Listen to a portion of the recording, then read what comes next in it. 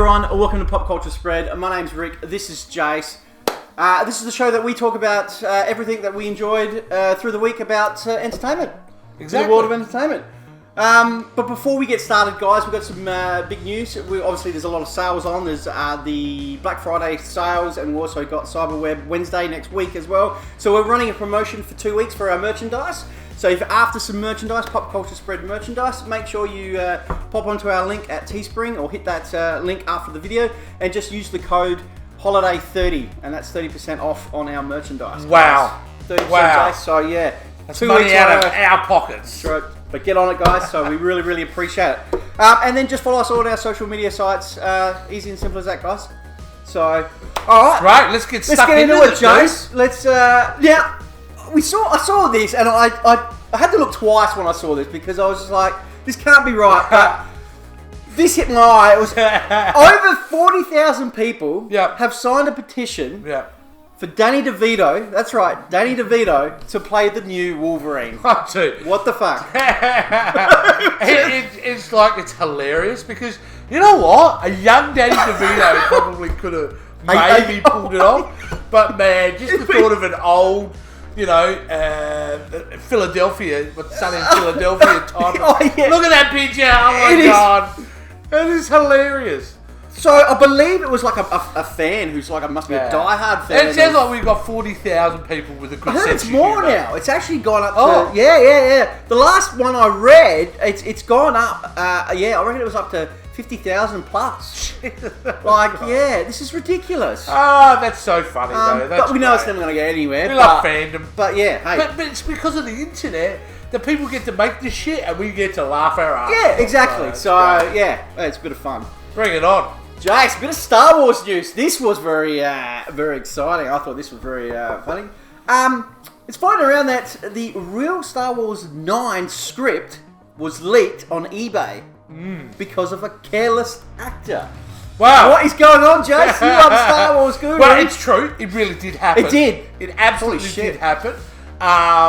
Basically, an actor who will be named as John Boyega. Oh no! It was John Boyega who left his script underneath his bed. Now, these scripts are done with like uncopyable paper and stuff like that. You know, you can't photocopy them or anything like that. But basically, he's left under his bed. It's been found. It's been given to somebody else who's put that on eBay. Man, I tell you what, if that was like a couple of movies ago, he may have lost his job over that. Oh, but because it was like, what are you? It wasn't he deliberately. He just got it was an accident. Delivery, but it went on eBay and someone bought it. Oh, so they did. Oh, they did. You know who bought it?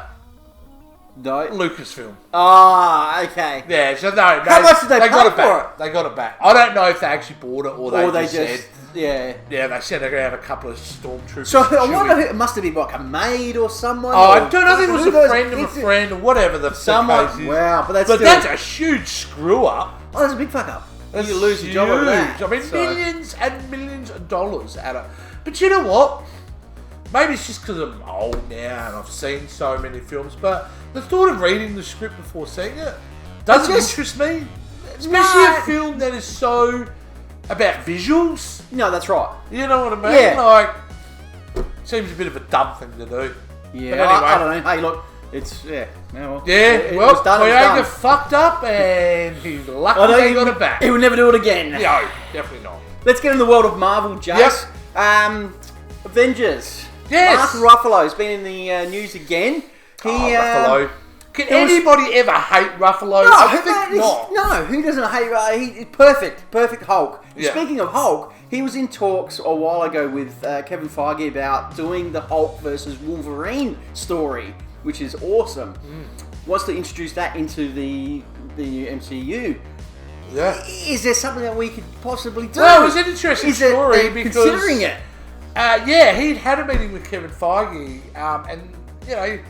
Basically, it was a discussion about what could they do with the character of Hulk moving forward, and it was actually Ruffalo's idea to go down the Hulk versus Wolverine, and it's an idea that is now very doable, of course, because Marvel own the rights to Wolverine. So look, I don't know. I don't know if they. I really hope they could. It would be amazing to see it. I think, you know, if we can hit 100,000 signatures in that petition, then we're going to get Danny DeVito and Ruffalo together fighting each other. It'll be awesome. No, but that'll be awesome though. Yeah,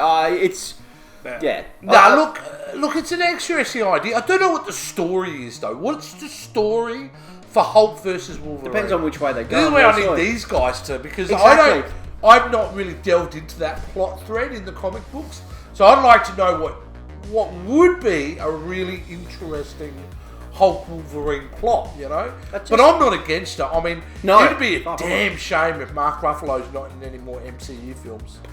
Really like. I mean, they should involve more of the Hulk. I know they did that one standalone movie, and they've had rights issues and stuff, and they still do for the Hulk. Yeah. So it's interesting. But it'd be good to see him back on the big screen. Definitely. Yeah. Definitely. Absolutely.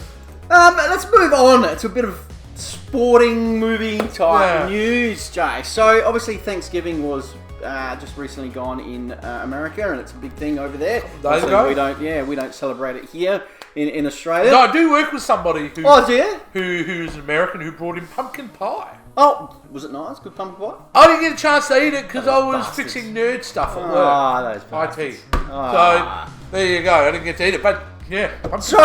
The big sports channel, ESPN, obviously wanted to celebrate that the Rocky 5 with Ivan Drago. No, Rocky 4, mate. Sorry, Rocky 4. Blasphemous. Sorry, Rocky 4. Yes, get it right. So now we're going to be on Twitter now, and everyone's going to get angry at me. They posted on their Twitter page that a caption of, obviously a photo of Rocky and Drago fighting, the big knockout punch.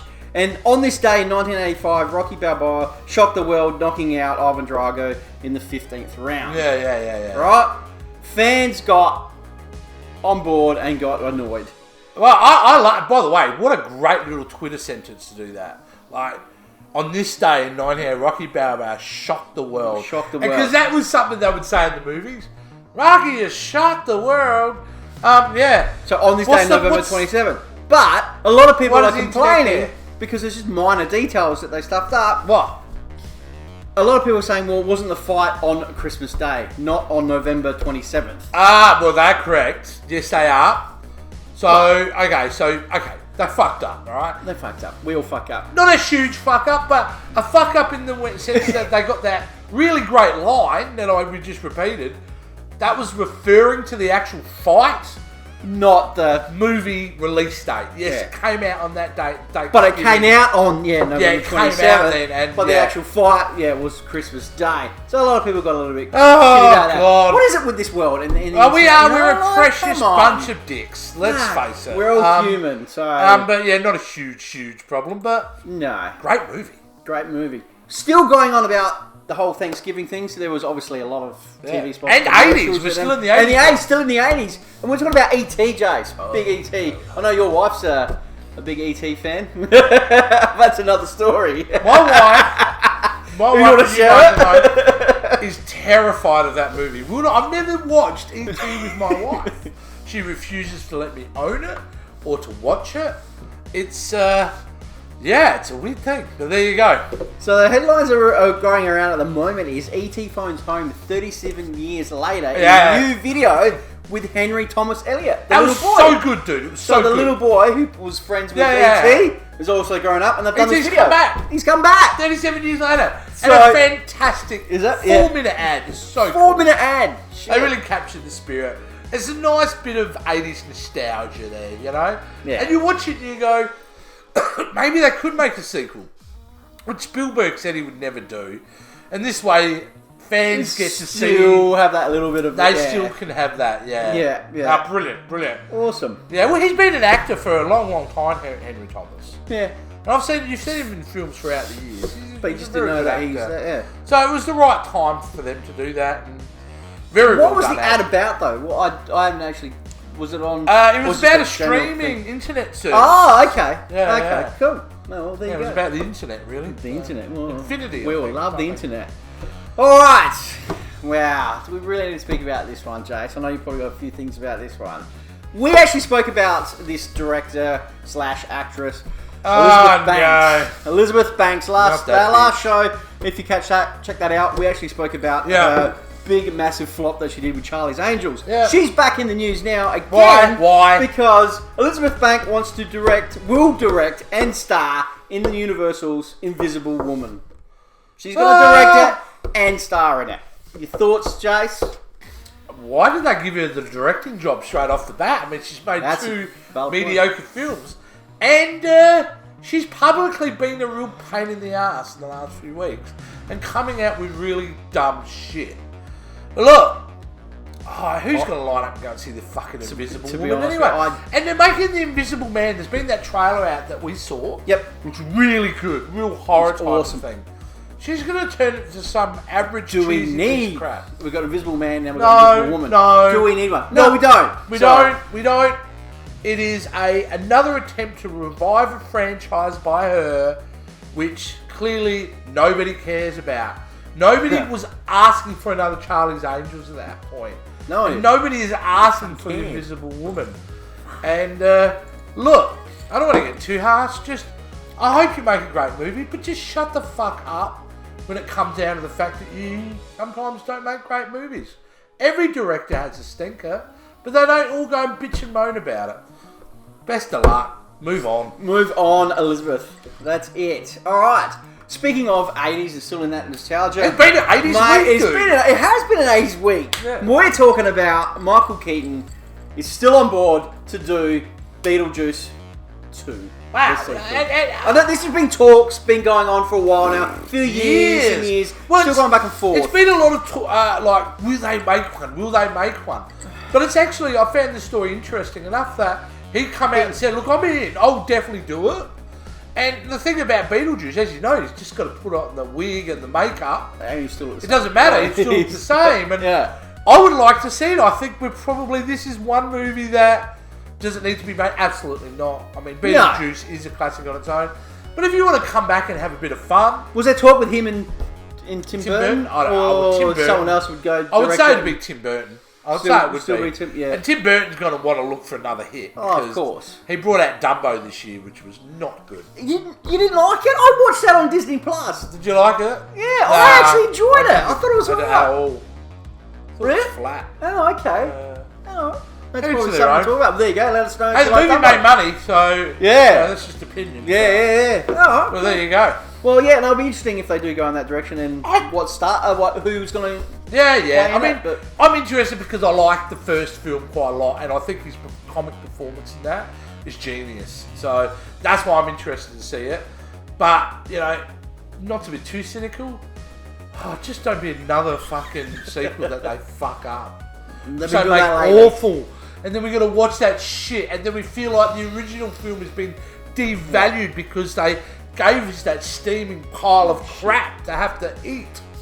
Yeah. Anyway, I hope it works out well. I'm sure it will. Beetlejuice 2, yeah. That's it, guys. That's everything that we wanted to talk about. Obviously, all the news. Bit of a quiet week in the news. Bit of it, hasn't been much. Yeah, there was some light stories there. But, yeah, it was good to have a bit fun more stories, which is good.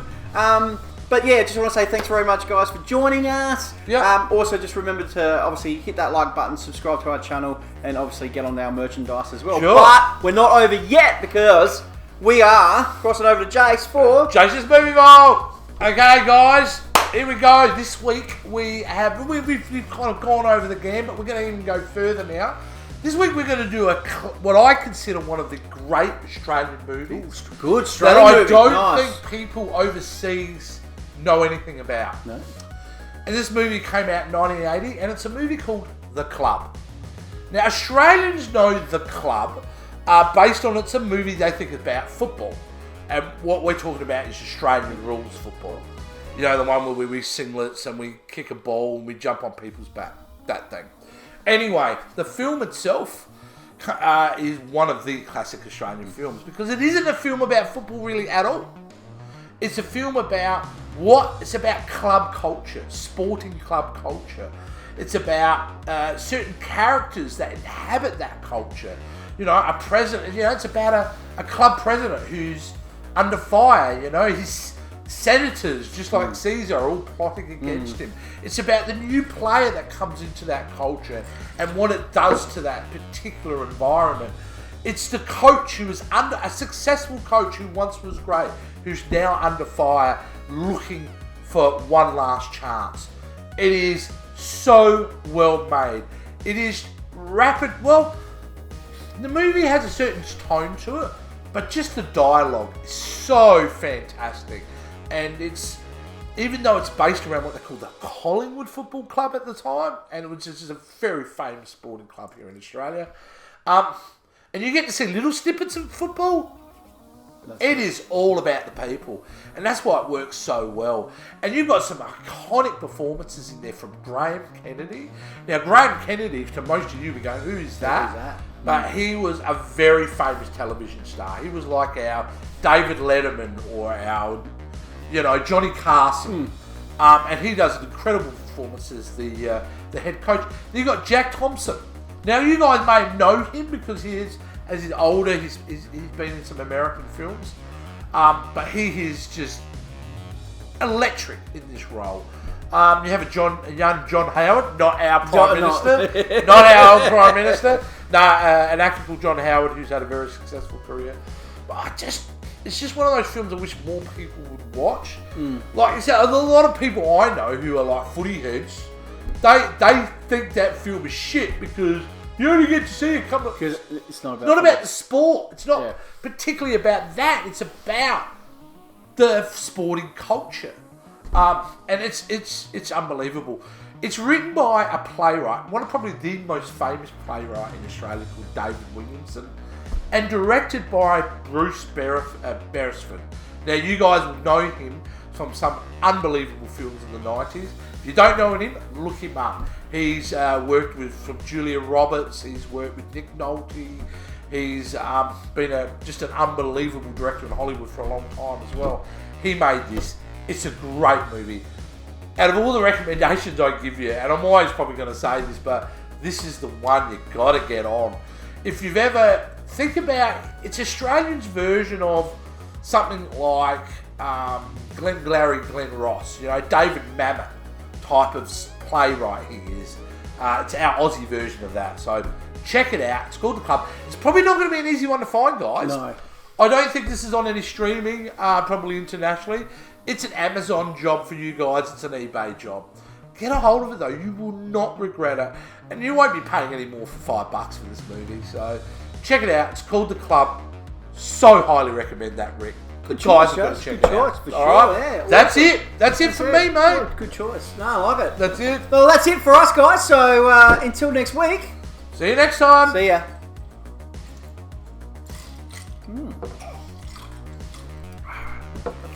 Ah.